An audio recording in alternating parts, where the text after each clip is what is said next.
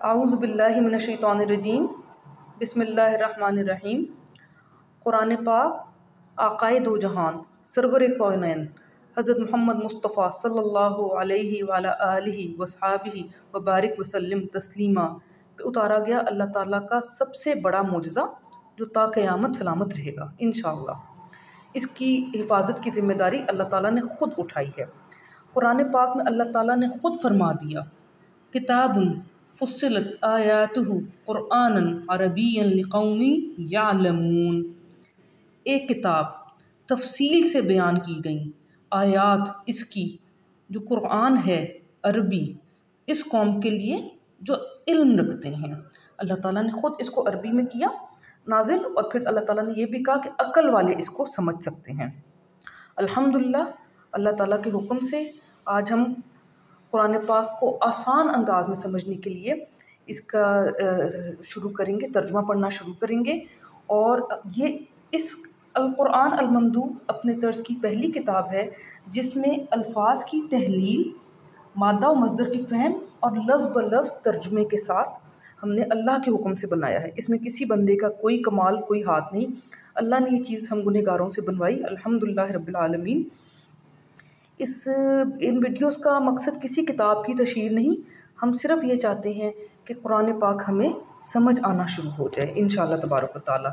یہ جو لکھا ہے الفاظ کی تحلیل، اس کو ہم آگے بات کریں گے۔ الحمدللہ میرا بچپن سعودی عرب میں گزرا تھا، تو مجھے عربی کا ڈر نہیں تھا، لیکن مجھے یہ لگتا تھا کہ ہمارے ملک میں قرآن پاک کا ایک تو ہمیں نماز کا بھی ترجمہ نہیں آتا، ہم نماز پڑھے جاتے ہیں، ہم اور کسی زبان کے انسان سے بات نہیں کرتے جب تک ہم اس کی زبان نہ سیکھیں، ہم پٹھان سے بات نہیں کرتے جب تک پشتو نہ آئے، پنجابی سے بات نہیں کرتے جب تک پنجابی نہ آئے، اور ہم جو ہیں انڈو پاک کے لوگ لینگویجز سیکھنے میں، زبانیں سیکھنے میں بہت ہم آسانی سے سیکھتے ہیں، کیونکہ ہم نے بچپن سے کئی زبانیں اپنے گھر میں سنی ہوتی ہیں۔ ہم انگریزوں کو انگلش پڑھا سکتے ہیں، ہم فرینچ سیکھتے ہیں، نہیں آتی تو ہمیں قرآن پڑھتے ہوئے عربی کی سمجھ نہیں آتی، کیونکہ ہم نے شاید اتنی کوشش نہیں کی ہوتی جتنی اللہ تعالیٰ نے ہمیں حکم دیا ہے۔ قرآن پڑھنے کا بہت ثواب ہے، قرآن کی حرفوں کو دیکھنے کا ثواب ہے، ان پہ انگلی رکھنے کا ثواب ہے، لیکن ہمیں اور سیڑھیاں چڑھنا چاہیے، ہمیں قرآن کی سمجھ آنی چاہیے، ہمیں انشاءاللہ تبارک و تعالیٰ تلاوت کی سمجھ آنی چاہیے۔ اب اس میں جو قرآن پاک کی کلاسیں ہیں وہ بہت اچھی کلاسیں ماشاءاللہ دیتے ہیں، لیکن مجھے اس میں یہ محسوس ہوتا تھا، دو باتیں تھیں۔ ایک تو یہ کہ دین کے ساتھ دنیا رکھنی پڑتی ہے، آپ دنیا کو چھوڑ نہیں سکتے، تو انسانوں کی ذمہ داریاں ہیں، نوکریاں ہیں، بچوں کی پڑھائیاں ہیں، یونیورسٹیز میں جاتے ہیں، مڈل ایج والوں نے اپنے والدین کو سنبھالنا ہے، اور 10 کام ہیں، پھر عورتیں ہیں ماشاءاللہ، انہوں نے بچے سنبھالنے ہیں، بزرگ سنبھالنے ہیں، تو وہ کلاسوں پہ باقاعدہ طور پہ نہیں جا سکتے۔ پھر جب وہ کلاسز پہ جاتے ہیں تو ماشاءاللہ اللہ کے کرم سے، لیکن تجوید پہ اور گرامر پہ اور ذرا اصطلاحات پہ زور بہت زیادہ شروع میں ہی دے دیا جاتا ہے۔ عربی پہ یا کسی بھی لینگویج پہ ہر کسی کی، ہر انسان کی سکت میں نہیں ہوتا، استطاعت میں نہیں، دماغ کے وہ والے سیلز ہی اتنے اسٹرانگ نہیں ہوتے جتنے شاید باقیوں کے ہوتے ہیں، تو وہ لوگ پھر کلاسیں جب شروع بھی کرتے ہیں تو وہ چھوڑ دیتے ہیں کہ بہت زیادہ ہمیں مشکل لگ رہا تھا۔ میرا یہ خیال ہے کہ اگر ہم اس طرح سمجھیں کہ قرآن پاک کی صرف ہم بات کرتے ہیں کہ اس کو سیڑھیاں ہم گنتے ہیں، تو ایک شخص تو بالکل سیڑھی چڑھا ہی نہیں جس نے کہ کبھی اس کے ایک حرف کو بھی نہیں پڑھا، اور ایک ہے 10ویں سیڑھی چڑھنا کہ مکمل فہم ہو۔ تو مکمل فہم تو امام کائنات علیہ السلام کے علاوہ کسی کو حاصل نہ ہوئی۔ اس کے بعد اصحاب کرام رضی اللہ تعالیٰ عنہم تھے جو کہ 9ویں سیڑھی پہ ہوں گے ماشاءاللہ سبحان اللہ، تو ہم تو بہت گنہگار ہیں۔ ہم جو قرآن پاک کا یہ صرف مصحف پڑھتے ہیں، جو ہم ناظرہ کہتے ہیں پاکستان میں، تو ہم ناظرہ جو کرتے ہیں تو ماشاءاللہ ہم بھی پہلی دوسری سیڑھی چڑھ گئے ہوتے ہیں الحمدللہ۔ اس کے بعد جب آپ صرف ترجمہ سمجھ آنا شروع ہو جائے، جو کہ ہمارا ان ویڈیوز کا مقصد ہوگا، تو وہ آپ کی تیسری اور چوتھی سیڑھی بن جائے گی انشاءاللہ۔ اس کے بعد اگلی سیڑھیاں چڑھنے کے لیے اور بہت سارے کورسز اویلیبل ہیں، گرامر کی کتابیں اویلیبل ہیں، جس میں کہ آپ پھر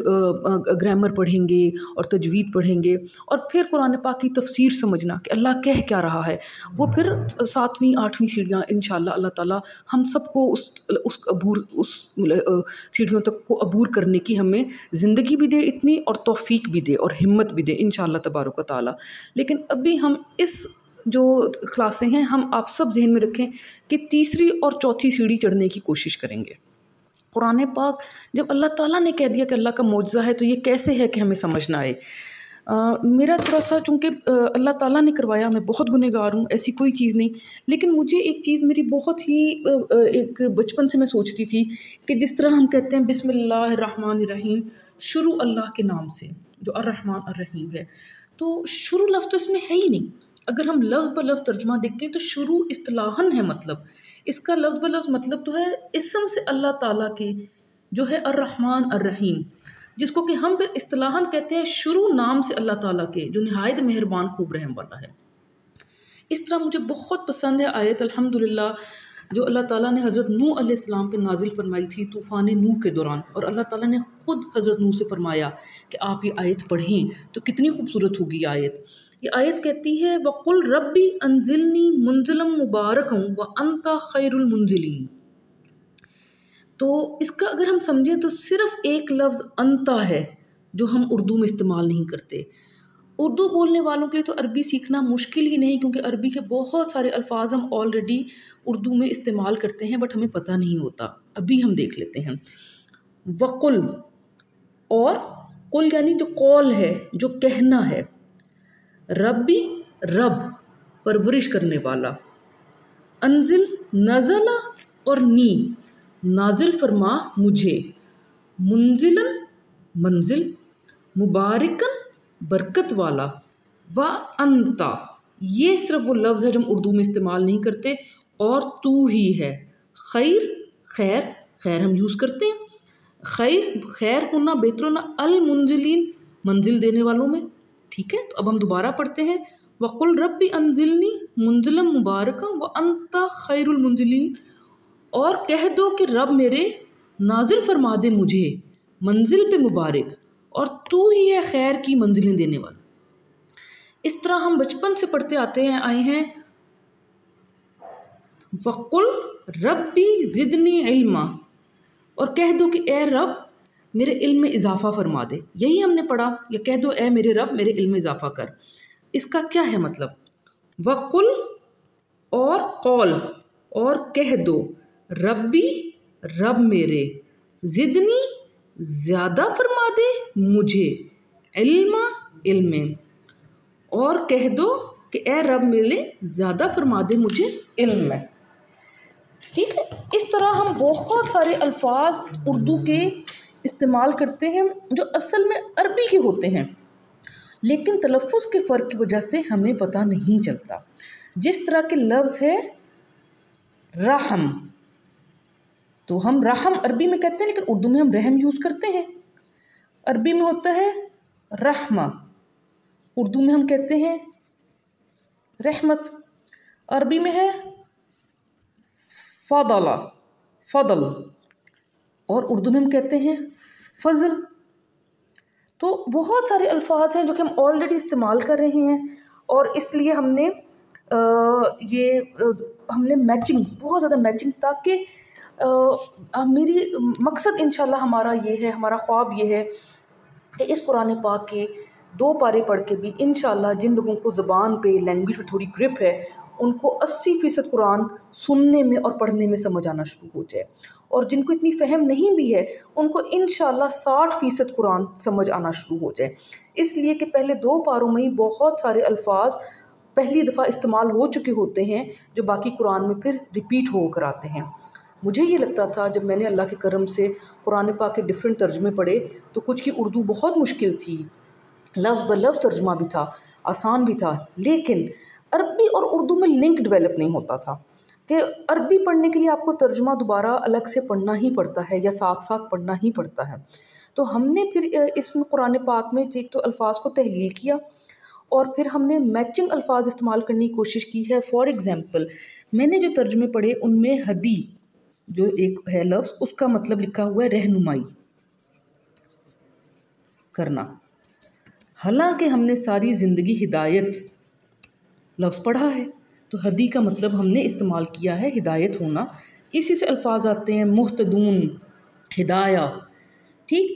اسی طرح جس طرح لفظ ہے رزق، رزق تو ہم نے یہ دیکھا کہ قرآن پاک کے ترجموں میں کسی نے اس کو مال و اولاد کہا ہے، کسی نے اس کو مختلف اصطلاحات دی ہیں۔ ہم نے اپنے ترجمے میں رزق کا مطلب رزق ہی لکھا ہے۔ اب اصطلاحاً اس کا کیا مطلب ہے وہ انسان خود جب آگے آگے پڑھتا ہے تو وہ کرے گا۔ ابھی ہم نے سمپل ورڈ فار ورڈ ترجمہ، تاکہ ہمارا یہ مقصد ہے انشاءاللہ کہ عربی سمجھ آنا شروع ہو جائے، قرآن کے تلاوت سنتے ہوئے انشاءاللہ، نماز پڑھتے ہوئے آپ کو پتہ ہو کہ میں کہہ کیا رہا ہوں۔ خشوع و خضوع بھی تبھی حاصل ہوگا جب پڑھتے ہوئے پتہ ہوگا کہ ہم بات کیا کر رہے ہیں۔ اب میں بات کرتی ہوں القرآن الممدوح کی۔ سب سے پہلے تو اس کو جب ہم کھولیں گے تو قرآن پاک میں اللہ تعالیٰ نے خود فرما دیا کہ فَإِذَا قَرَأْتَ الْقُرْآنَ فَاسْتَعِذْ بِاللَّهِ مِنَ الشَّيْطَانِ الرَّجِيمِ،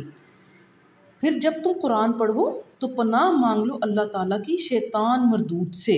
سورۃ النحل میں۔ تو اس لیے قرآن پاک، حالانکہ ہم اللہ کی کتاب پڑھ رہے ہوتے ہیں، لیکن اللہ نے خود فرما دیا کہ پڑھنے سے پہلے شیطان کی پناہ مانگ لیں۔ تو ہمیں ہمیشہ قرآن پڑھنے سے پہلے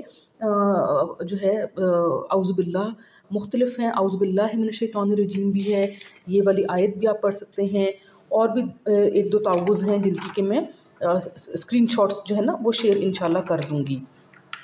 یہ جو القرآن الممدوح ہے یہ صرف آپ کی جانکاری کے لیے کہ کسی کو وہم نہ ہو، محکمہ اوقاف خیبر پختونخوا سے تصدیق شدہ ہے، اور شیخ الاسلام مولانا مفتی محمد تقی عثمانی نے اس نسخے کی جانچ کی،